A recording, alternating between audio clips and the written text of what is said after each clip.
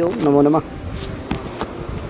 अभी हम एक शेष पढ़ा रहे हैं, वैयाकरण सिद्धांत कौमुदी द्वितीय भाग में क्या पढ़ा रहे हैं? एक शेष प्रकरण। अब देखिए सूत्र क्या है आज? स्त्री पुंवच्चा, ये सूत्र है। ये भी पुंवत भाव करता है, क्या?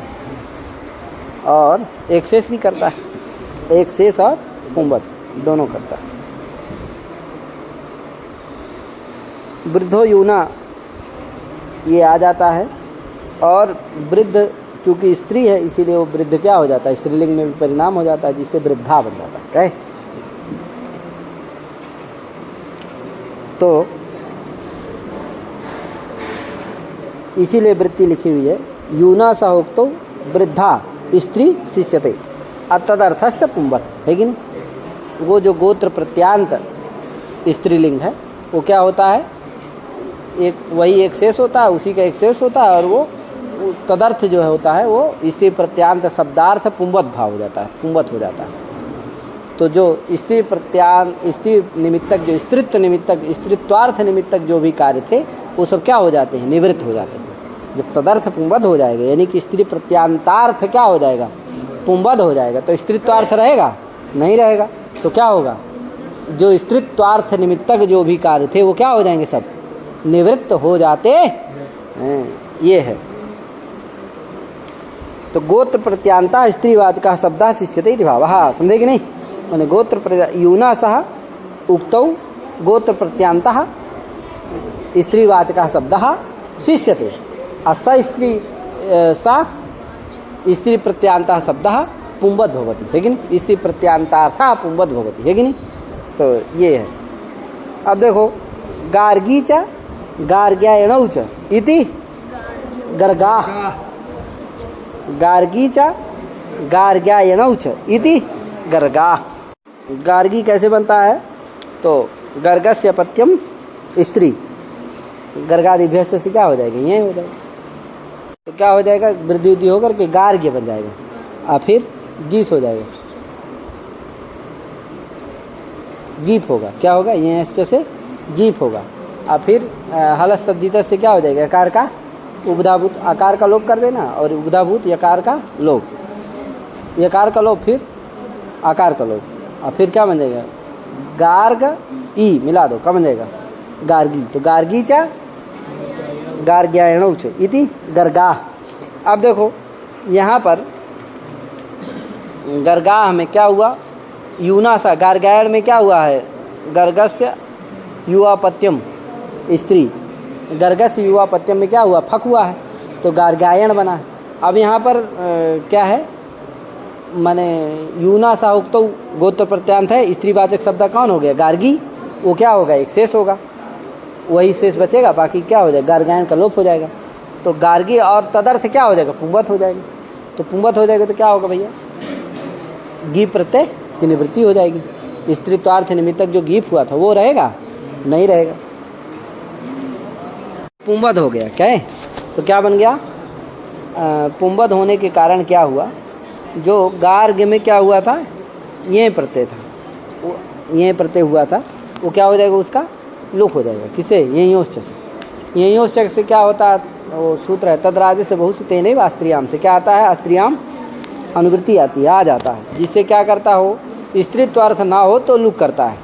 ययंत अथवा अयंत जो तदावय आय का क्या करता है? लुक करता है। तो स्त्रीत्वार्थ जब पुंवत भाव हो गया तो स्त्रीत्वार्थ नहीं रहा, अस्त्रीत्वार्थ हो गया, इसलिए क्या हो जाएगा? तदावय जो यह है उसका क्या हो जाएगा? लुक हो जाएगा। अब यह निमित्तक जो वृद्धि हुई थी गार्ग में वो भी क्या हो जाएगी? निवृत्त हो जाएगी। और आकार आदि का लोप हुआ था वो भी क्या हो जाएगा? निवृत्त हो जाएगा। तो आकार आ जाएगा। तो गर्ग और बहुत की विवक्षा है, चूँकि गार्गीचा और गार्ग्यायणौ च तो बहुत हैं, इसलिए क्या? जस आ जाएगा, और फिर क्या होगा? आए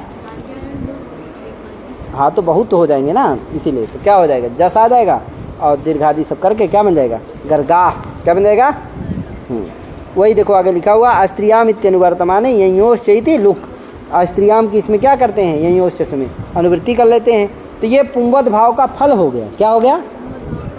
नहीं, पुंवत भाव हो गया तभी क्या हुआ, ये यो शशि वहाँ गार्ग में जो यही था उसका क्या हुआ, लुक हुआ, ठीक है ना। पुंवत भावस्य फलम वर्तते, तो ये है। आगे दाक्षी चा दाक्षायण से थी, दाक्षी उसी तरह कहाँ पर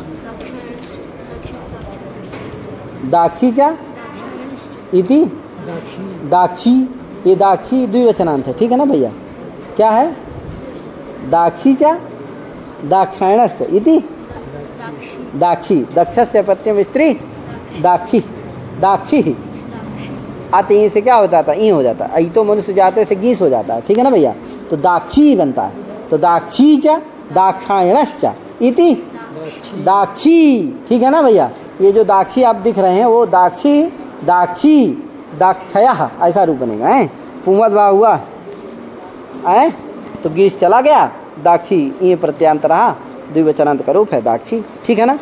आगे सूत्र क्या है, पुमान स्त्रिया, क्या है, ये कहता भैया स्त्रिया संयुक्त उपमान शिष्यते तलक्षण एवं विशेषश्चेत, है कि नहीं। वृद्धो यूनस तलक्षण चेत विशेष से तलक्षण आ जाता है, तो क्या कहेगा भैया, स्त्रिया संयुक्त उपमान शिष्यते, स्त्रीत्वार्थवाचक शब्द के साथ यदि पुमान कहा जाए तो पुमान वाचक शब्द ही क्या होता है, शेष बचता है। तलक्षण एवं विशेषश्चेत, यानी स्त्रीत्व और पुष्टकृत निमित्तक ही यदि विरूपता हो तो ध्यान देना, यहाँ स्त्री पुंवत से स्वरूपा नाम एक शेषा युक्त, तो उसे स्वरूप ना होने के कारण क्या नहीं प्राप्त था, एक शेष प्राप्त नहीं था, इसीलिए आरंभ किया गया है। और हाँ, तो स्त्रीत्व और पुंवत कृत ही विरूपता होनी चाहिए, अन्य निमित्तक विरूपता नहीं होना चाहिए। तो हंसी च हंसा स्थिति हंसौ, तो हंसी और हंसा, देखो हंसी में गीस प्रत्यय है, स्त्री है, स्त्रीत्वार्थवाचक है, और हंस क्या है, पुंस्तवाचक है। तो स्त्रिया सहुक्त उपमान शिष्यते, तो हंस पुमानवाचक शब्द है, वही बचेगा, तो क्या हो जाएगा, हंसौ। आगे भ्रातृ पुत्रौ स्वस्त्री द्वित्रिभ्याम, कहे ये कहता माने भ्रातृपुत्र का अगर स्वस्त्री और द्वित्र के साथ प्रयोग किया जाए तो यही बचते हैं, कौन, भ्रातृ और पुत्र ही बचते हैं, ठीक है ना भैया। भ्रातृपुत्र का अगर स्वस्त्री और द्वित्र शब्द के साथ प्रयोग हो तो क्या होता है, भ्रातृ और पुत्र शब्द ही बचते हैं, शेष होते हैं, ठीक है ना। तो जैसे भ्राता च स्वसा चैति भ्रातरव, देखो हो गया यहाँ, भ्राता का और स्वस्त्री के साथ क्या हुआ, प्रयोग हुआ, इसलिए भ्रातृ शब्द ही बचा, तो क्या भ्रातरव हो गया, स्वसा का क्या हो गया, एक शेष हो गया, कह। इसी तरह पुत्रस्य दुहितस्य इति पुत्रौ, पुत्र शब्द का दुहिता के साथ प्रयोग हो, दुहित्र के साथ, तो क्या बचा, पुत्र ही बचा, तो क्या बना, पुत्रौ, है कि नहीं। हाँ, भ्राता का स्वस्त्री के साथ और पुत्र का द्वित्र के साथ, एक से वो कर लेना यथा से, कहे। अब आगे सूत्र है नपुंसकम अनपुंसकेन एकवच्चान्यतरस्याम, इस नपुंसकम अनपुंसकेन एकवच्चास्यान्यतरस्याम, कहे नपुंसकम अनपुंसकेन एकवच्चास्यान्यतरस्याम, यानी नपुंसकम ये क्या करता है, एक शेष करता है और एक वत भाव, माने एक वत भाव भी करता है और एक शेष भी करता है, कहे क्या करता है, और एक शेष भी करता है। तो नपुंसक क्या बचता है, एक शेष होता है, नपुंसकम अनपुंसकेन, अनपुंसकेन सह नपुंसकम, है कि नहीं। यदि कथितम भवति उत्तम भवति चेत किम भवति, नपुंसकम शिष्यते, है कि नहीं। और एकवत भावश्च भवति, और क्या होता है, एकवत भाव भी हो जाता है, क्या हो जाता है, एकवत भाव भी हो जाता है, अन्य तरस्याम विकल्प से। एक शेष तो नित्य होता है लेकिन एकवत भाव विकल्प से होता है, क्योंकि एकवत चास्यान्य तरस्याम, अन्य तरस्याम है वो किसके पास है, किसके सन्निहित है, एकवत के, इसीलिए वो अन्य तरस्याम का संबंध किसके साथ होगा, ही होगा, किस अन्य के एक शेष के साथ संबंध नहीं होगा। इसीलिए लिखा वृत्ति में अक्लीबेन सा उक्तौ क्लीबम शिष्यते तच्च वा एकवत स्यात् तल्लक्षण एव विशेषस् चेत, वो आ जाएगा वहाँ से तल्लक्षण आए। हाँ,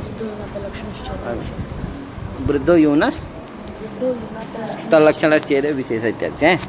तो क्या अर्थ है, अक्लीबेन सा उक्तौ क्लीबम शिष्यते, अक्लीब अर्थात अनपुंसक के साथ यदि क्लीबम माने नपुंसक कहा जाए तो नपुंसक क्या बच, एक शेष हो जाता है, और वह क्या होता है, एकवद भाव होता है विकल्प से। और तल लक्षण की ही यदि विशेषता हो तो, है कि नहीं, तल लक्षण यानी नपुंसकत्व और नपुंसकत्व कृत ही यदि विरूपता हो तो अन्य निमित्तक विरूपता नहीं होनी चाहिए, केवल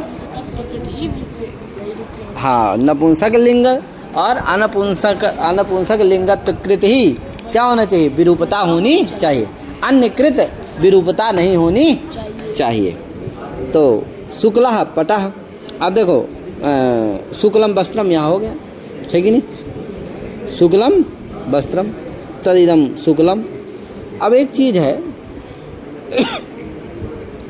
शुक्ला एक शेष तो हो गया, लेकिन गुणेश नपुंसक लिंग भी हो गया, एकवद भाव हो गया, लेकिन गुणे शुक्लादया पुंसे गुणलिंगास्तु तद्वती, है कि नहीं। गुणी में क्या होते हैं कि गुणी जैसा होता है यानी विशेष जैसा होता है वैसा ही क्या हो जाता है, इनका भी लिंग हो जाता है। तो जैसे शुक्ला पटह, पटह में पट क्या है, विशेष है, गुणी है, वो क्या है, पुल्लिंग है, इसलिए इसका भी लिंग क्या हो जाएगा, पुल्लिंग हो जाएगा, तो शुक्ला पटा हो जाता है। शुक्लम वस्त्रम में वस्त्रम क्या है, नपुंसक लिंग वस्त्रम। और शुक्ला साटी, शुक्ला वहाँ क्या है, साटी स्त्रीलिंग है, तो शुक्ला स्त्रीलिंग हो गया, लेकिन है वो एकवद भाव और नपुंसक लिंग ही हो जाता है, ठीक है ना भैया। तद इदम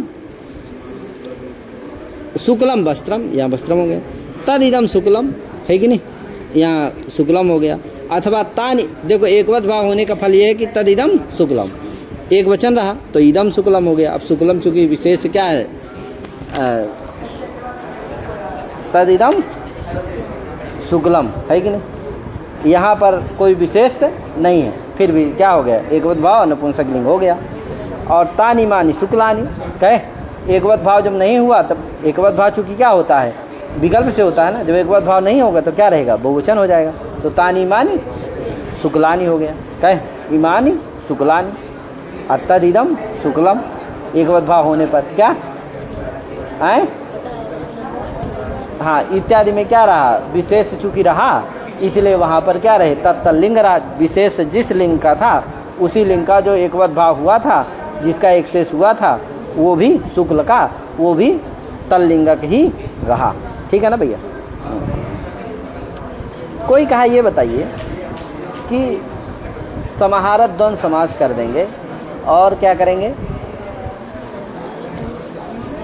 और समाहार की विवक्षा जब करेंगे यानी समूह की जब विवक्षा करेंगे तो क्या होगा, एक वचन हो जाएगा।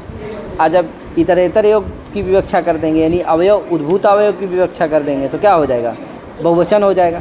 अरे समूह की समाहार की जब समुदायगत संख्या की विवक्षा करेंगे तो क्या हो जाएगा, एक वचन हो जाएगा। और जब उद्भूता अवयव भेद की विवक्षा करेंगे तो क्या हो जाएगा, बहुवचन हो जाएगा, समझे कि नहीं। तो शुक्लानी भी बन जाएगा और इदम शुक्लम भी बन जाएगा। तो एकवद भाव का क्या फल है, समझे। तो कहा कि भैया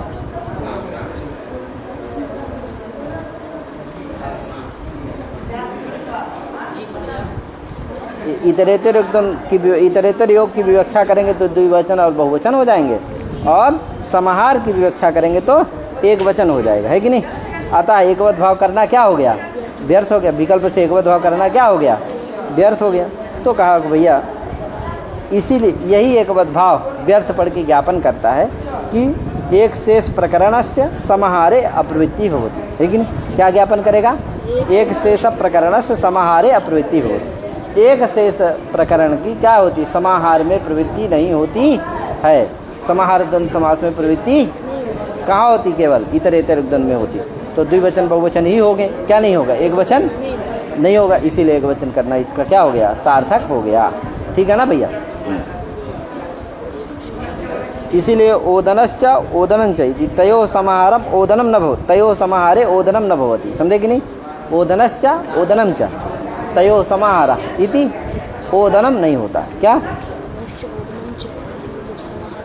समास करने पर, एक शेष करने पर ओदनम नहीं होता, क्या, क्योंकि एक शेष और एक एकवद भाव की समाहार द्वंद्व में क्या नहीं होती, प्रवृत्ति होती ही नहीं, अनविधानात्, है कि नहीं। चलिए आगे सूत्र क्या है, पिता पित्रा पिता पित्रा माता क्या है? पित्रा माता कहता मात्रा सा उक्तो पिता व शिष्यते, है कि नहीं? यदि माता के साथ पिता कहे जाएं तो पिता का एक शेष विकल्प से होता है। कहे माता के साथ यदि कहे जाएं मात्रा सा उक्तो पिता व शिष्यते, माता के साथ यदि पिता कहे जाएं तो विकल्प से एक शेष होता है, पिता बच जाते हैं। ठीक है ना भैया? तो माता च पिता चेति पितरौ अथवा माता पितरौ।